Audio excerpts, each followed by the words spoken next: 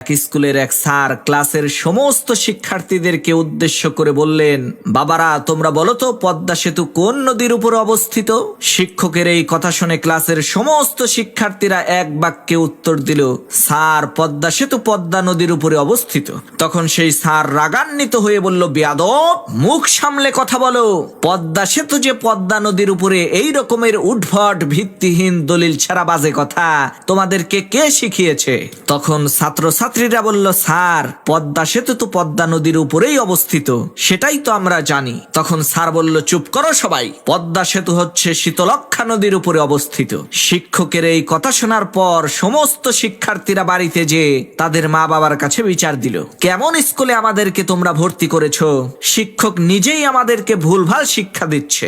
সে ক্লাসে এসে বলছে পদ্মা সেতু নাকি শীতলক্ষ্যা নদীর উপরে অবস্থিত। ছেলে মেয়ের এই অভিযোগ শুনে পরের দিন ক্লাসের সমস্ত শিক্ষার্থীর মা বাবা হেডমাস্টারের রুমে এসে উপস্থিত হয়ে নালিশ করা শুরু করলো, স্যার আপনি আপনার স্কুলে কেমন শিক্ষক রেখেছেন যে ছোট ছোট বাচ্চা ছেলে মেয়েদেরকে ভুলভাল শিক্ষা দিচ্ছে?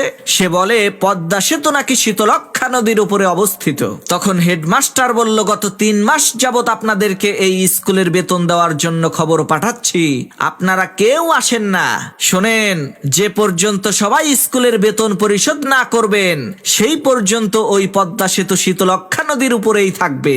আগে সবাই বেতন পরিশোধ করেন, দেখবেন পদ্মা সেতু আপনা আপনিই পদ্মা নদীর উপরে চলে আসবে।